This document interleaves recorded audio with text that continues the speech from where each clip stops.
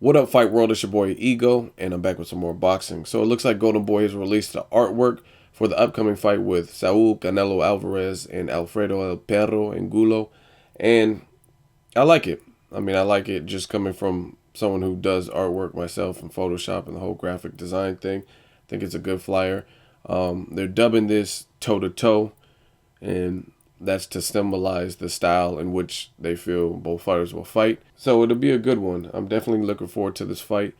And I seen on Canelo's Instagram, he posted some video of him training, preparing for the fight, hitting the heavy back, and he looked good.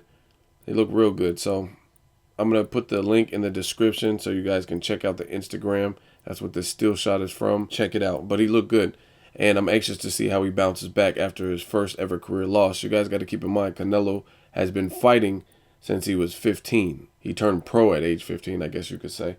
So whether he's fighting cab drivers in Mexico, that's a boy fighting men for the most part. And there's some interesting matchups in there. So it's going to be interesting to see how he does mentally. I think for a boxer, how they recover mentally is a huge part of dealing with the loss. Guys like Adrian Broner, who get demolished, sometimes they're never the same. You look at Prince Nassim Hamed after his fight with Marco Antonio Barrera. I think he had one fight and started doing reckless shit and flipping cars, and he retired from the sport of boxing. So it's all on the individual. I'm anxious to see this. Another person I want to see is Alfredo Angulo. I want to see how he looks. He gave Edeslani Laura problems until he got that fucking huge, that Hasim Rockman shit. And he was doing good in that fight. He was doing much better than I would have thought against a slick, technically sound Cuban boxer, which is a very difficult style for a lot of people to deal with. Plus, Edeslani Laura is a southpaw. So I want to see how he recovered from his injury, what his mindset is. Alfredo Angulo, he brings it. He may be slow, but he comes to fight. He comes to scrap. So I really want to just see how this fight unfolds. And I think Alfredo Angulo, he's kind of menacing. If you look at him, he just looks like certain people, they're kind of typecast. They have a facial expression.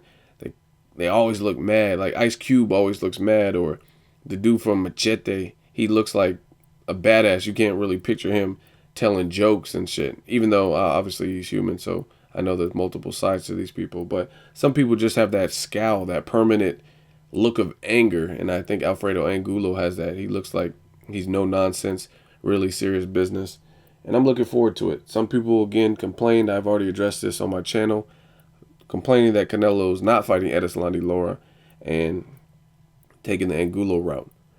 I disagree. I think this is a good fight because it's a tough fight. It's a dangerous fight, and it's a fight stylistically Canelo has a better advantage against, because against Edeslani Laura, I'm not going to say he has the advantage in every category, but this is an even matchup. There's some good things. I don't know who hits harder as far as Canelo and Angulo, but it's a fair test. They both have power.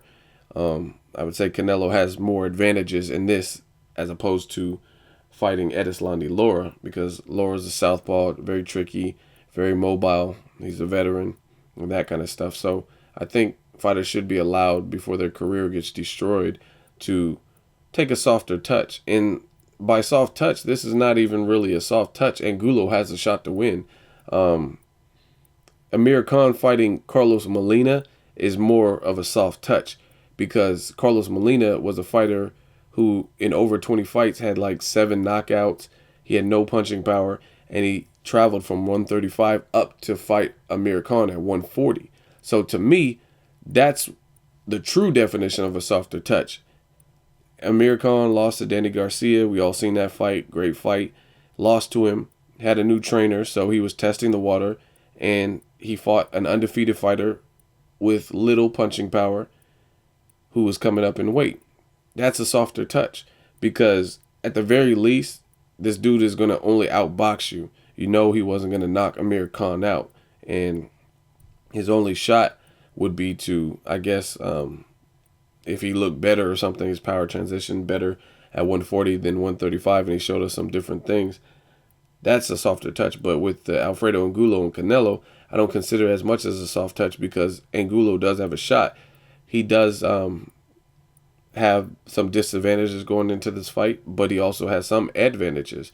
We haven't really seen Canelo against too many 154 pounders, people that are stern, should be in the division. Like Floyd Mayweather, I think his skills allow him to fight some bigger men at times, but I don't think he's a true 154 pounder. You could tell that by his walking around weight. You could tell that by the fact that he didn't meet his catch weight in the fight with Canelo on fight night. He wasn't even at the catch weight. So the guy doesn't weigh as much. Same thing with Pacquiao. Pacquiao isn't a 154 pounder.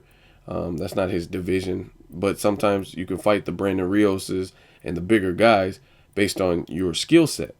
So totally different with Angulo. Angulo is an actual 154 pounder. He's big. I've seen him rehydrate. I think in the fight with Edeslandi Lara, I think he was possibly over 170. I don't have the exact number, but I think I remember him being over 170, which is it's pretty big. You're fighting out at 154 and you come in rehydrated over 170 pounds. So I want to see how Canelo does with someone like that. Austin Trout was another good test for Canelo, but Austin Trout is not much of a puncher. Where he excels is boxing fundamentals, southpaw, slick, and that kind of stuff. So I think it's a good fight with the true 154 pounder that can crack.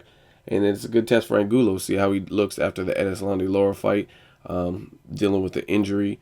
Both guys, I guess, have some resentment towards each other, so I'm looking forward to this. Edeslandi Lara fight should happen if Canelo can get past Angulo. And if you look on my channel, you can check some of my old videos.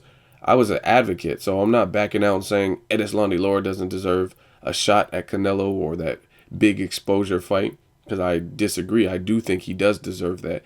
However, you can't kick a man when he's down. So if Canelo's coming off his first career loss, I would like to see him in his camp take a softer touch, someone not named Floyd Mayweather, not named Edeslandi Lara, which could be a trickier style. Rebuild your confidence and see how he does. If he can get past Angulo, then that puts it back in the mix of fighting Edeslandi Lara. Plus, Canelo said he wants to fight 3 fucking times. So one of those times could be a Miguel Cotto. It could be a Edeslandi Lara. So I'm being patient.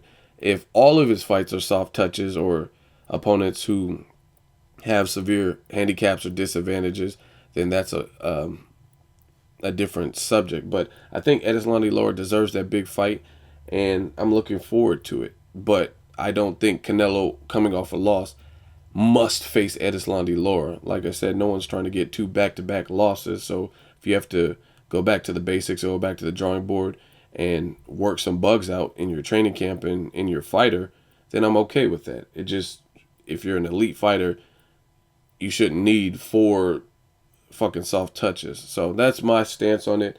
Check out the flyer and the artwork. Let me know what you think. As always, hate, comment, or subscribe. Till next video, it's Ego signing off.